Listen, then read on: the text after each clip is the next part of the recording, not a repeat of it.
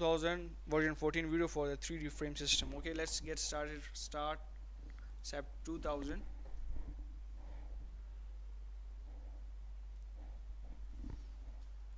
And we will select by a new template. In the new template we will select first of all change the unit to kip foot and select 3D frame. In the 3D frame we can have open frame system. Open frame system we have just frame, no slab. Okay, we can have a parameter frame system. In parameter frame we have slab supported by the by the frame at the parameter. Understood? And we can have a slab beam. So this is one which we will use in our example, a slab supported by the beam and then by column. This which we will use. We can also have flat slab system. Flat slab system we have a slab directly supported by the column. Okay, now in our example we will select slab beam system, change story to 5, height to 18, and go for the base in x5, y3, x direction 25, y 30, number of division to 6. I want to divide the slab by auto mesh, and the slab will be divided into 6 cross 6, 6 in the x direction, 6 in the y direction. This is auto mesh. Slab is integral and slab is a single entity. It is one entity at one panel, but when the analysis is done you will see the mesh in the slab and it will be divided into 6 cross 6. Let's define some edit. First of all we will edit the grid. Edit grid data 018. This is okay. Now this height become 33. This become, because the first height is 18, the other story height are 15, so cumulatively it become 33. 33 plus 15 become 48. 48 plus 15 become 63, and 63 plus 18 become 15, 78. Okay, the bubble size is reduced to 1, and bubble size is the size of the grid display. Here it is represented by ABC, here it is represented by 1 2 3. So these are circled in a dia. That label size, this label has a dia of 1 foot. Okay, press OK. Now we will define some beam sections. Add a new section, go for concrete rectangular. The first section is B, 12 cross 10. Okay, 12 is 1, 10 is this much. Reinforcement type is changed to B, and the top and bottom cover are taken as 2.5 inches. Press OK and OK. Now add a copy. B 15 cross 12. 15 is 1.25, 12 is 1, and press OK. Now the third copy is B 18 cross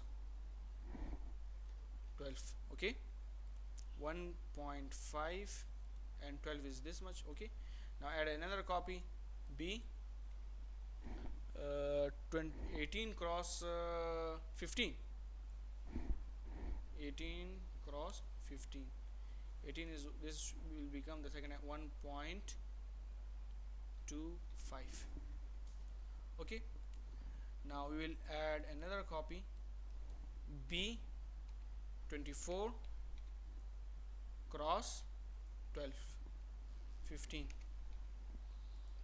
24 is 2, 15 is 1.25.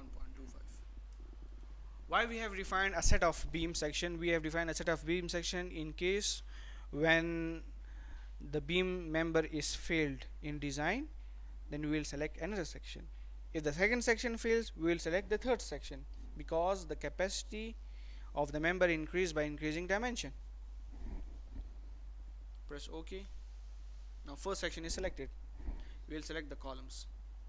Now add a new column, concrete column, and say column 10 cross 10.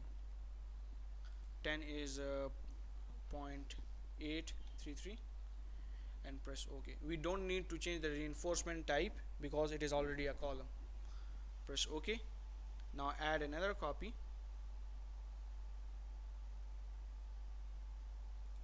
And it become column 12 cross 12 12 represented by 1.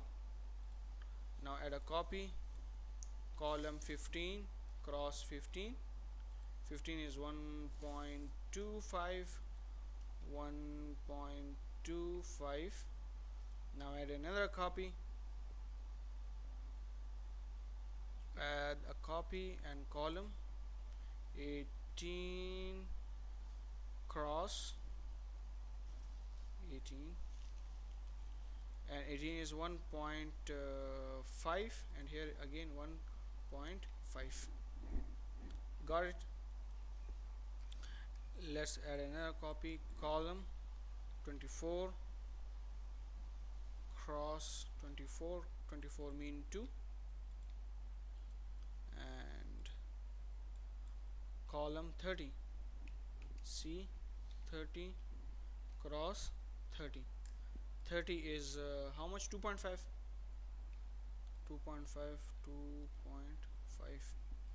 Okay. Now one thing to see which kind of bars we have. The concrete is made up of 4000 psi concrete, but if we see the bar is made up of grade 60. Okay, this is what we need. So bar are already by default defined. Press OK, OK, and OK. Now change here the section, column 10 cross 10. Now we'll change the area section. We'll define a slab. We'll take a slab.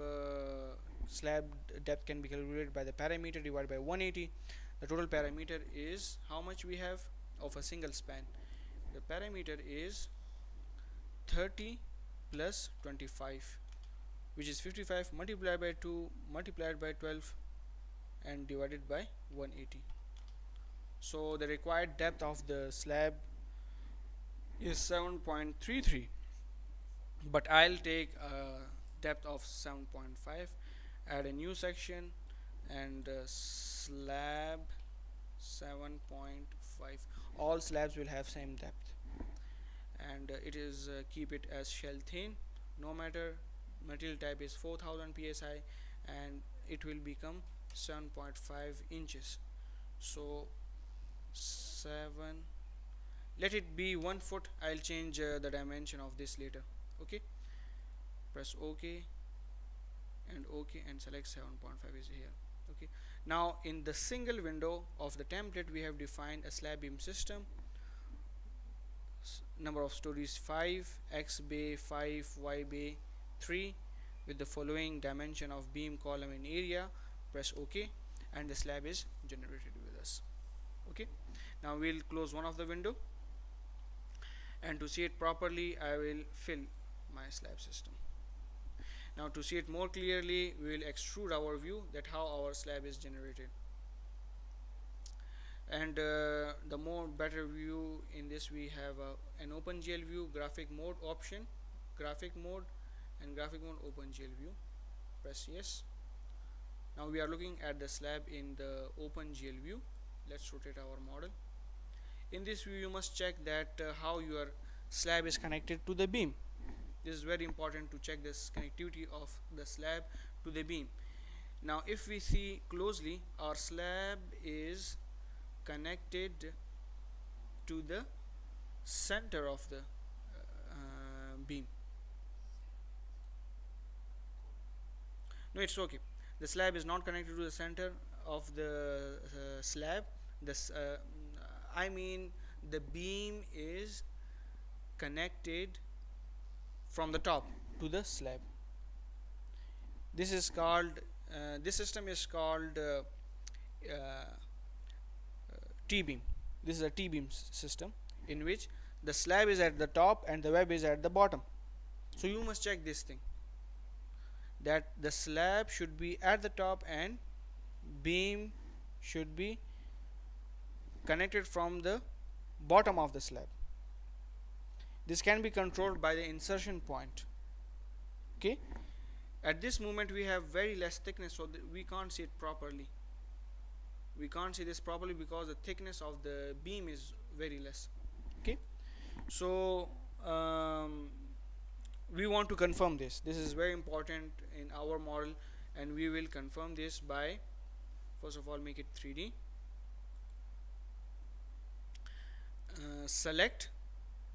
select by property, and select by the frame section. And by default we have B12 cross 10, select all the beams. So all the beams are selected with us. Now assign frame section and select a heavy section of 24 cross 15. A heavy section is being assigned to the frame, and we have the frame as let's check by the, oh my god, let's save our work here. Okay,